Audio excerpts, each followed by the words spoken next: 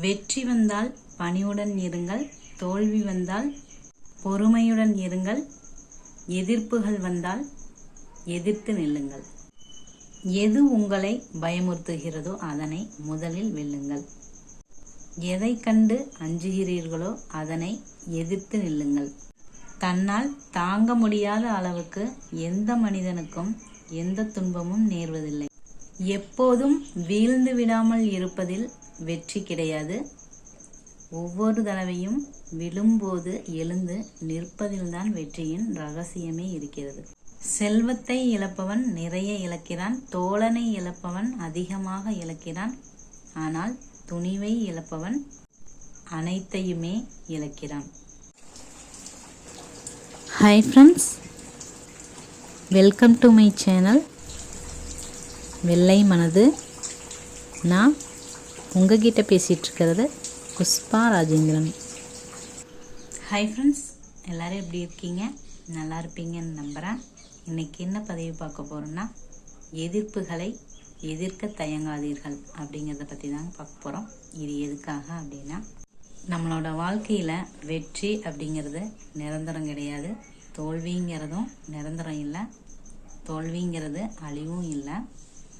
ஆனால் துணிவு அப்படிங்கிறது முக்கியமானது, அவசியமானதுங்க. அதுக்காகத்தான் இன்றைக்கி நான் ஏன் இதை பற்றி பேசுகிறேன் அப்படின்னா, நம்ம பணத்தை இழந்தால் கூட மறுபடியும் சம்பாதிக்க முடியும், நண்பனை இழந்தால் கூட மறுபடியும் நம்மளால் புதுப்பிச்சிக்க முடியும். ஆனால் நம்மளோட துணிவை இழந்துட்டோம் அப்படின்னா நாம் எல்லாத்தையுமே இழந்துருவோங்க. அதுக்காகத்தான்.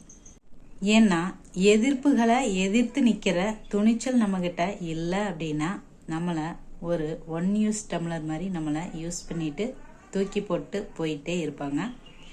நம்மளோட வாழ்க்கையை நம்ம தொலைச்சிட்டு வசதிகளை பெருக்கிறதுக்கு நாம் குறியாக இருந்தோம் அப்படின்னா ஒரு செத்த கிளிக்கு தங்க கூண்டு தயாரிக்கிற மாதிரி தாங்க.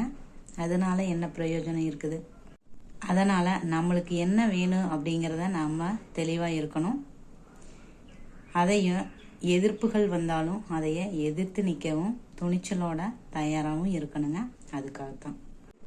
இதைத்தான் வெற்றி அப்படிங்கிறது இறுதியானதும் இல்லை, தோல்வி அப்படிங்கிறது நிலையானதும் இல்லை. ஆனால் துணிவு அப்படிங்கிறது மட்டும் எப்பவும் அவசியமானதுங்க, முக்கியமானது அப்படின்னு சொல்லியிருந்தேன்.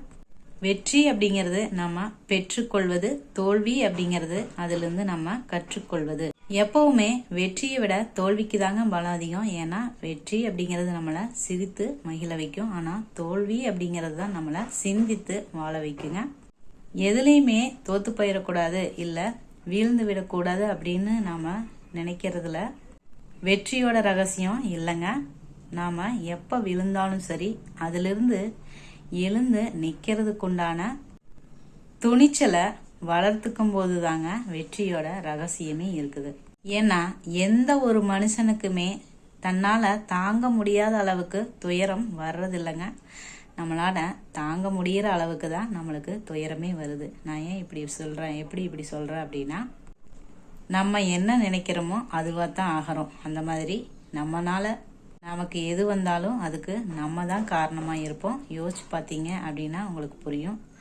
அதனால் நம்மளோட எண்ணத்தோட வலிமையை நம்ம அதிகப்படுத்தி ஆகணும். நம்மளோட கையோட வலிமையை விட எண்ணத்தோட வலிமை தான் எப்போவுமே அதிகம் அப்படிங்கிறத நம்ம புரிஞ்சுக்கணும். ஏன்னா இப்போ நம்ம ஒரு பொருளை எடுக்கணும் அப்படின்னா நம்ம கை, நம்ம மனசு சொன்னால் மட்டும்தான் அதை செய்ய முடியும். அதனால தான் எண்ணத்தோட வலிமை எப்போவுமே அதிகம் அப்படின்னு சொன்னாங்க. நம்மளோட மனசால் சொர்க்கத்தை நரகமாக்கவும் முடியும், நரகத்தை சொர்க்கமாக்கவும் முடியும். உண்மையை சொல்லணும் அப்படின்னா எதுவுமே நம்மளை தடுக்கிறது இல்லைங்க, யாருமே. நம்மளோட நம்பிக்கையை தவிர. இதைத்தான் உன்னை சோர்ந்து போக செய்யணும் அப்படின்னா அது உன்னால் மட்டும்தான் முடியும். உன்னை விழிச்சு எழு செய்யணும்னா அதுவும் உன்னால் மட்டும்தான் முடியும் அப்படின்னு கூட சொல்லுவாங்க. அதனால் எதிர்ப்புகள் வரும்போது எப்பவுமே எதிர்த்து நிற்க தயங்காதீங்க, துணிச்சலோடு இருங்க. ஏன்னா எதிர்த்து நிற்க தயங்கிட்டோம் அப்படின்னாவே நம்மளை ஒரு பொருளை யூஸ் பண்ணிட்டு போயிட்டே இருப்பாங்க. நம்மளோட வாழ்க்கையை தொலைச்சிட்டு நம்ம நிம்மதியாக வாழ முடியாதுங்க. அதுக்காகத்தான். இதைத்தான் வெற்றி வந்தால் பணிவுடன் இருங்கள், தோல்வி வந்தால் துணிவுடன் இருங்கள், எதிர்ப்புகள் வந்தால் எதிர்க்க தயாராக இருங்கள். ஆனால் எது வந்தாலும் நம்பிக்கையோடு இருங்கள் அப்படின்னு சொல்லியிருந்தாங்க.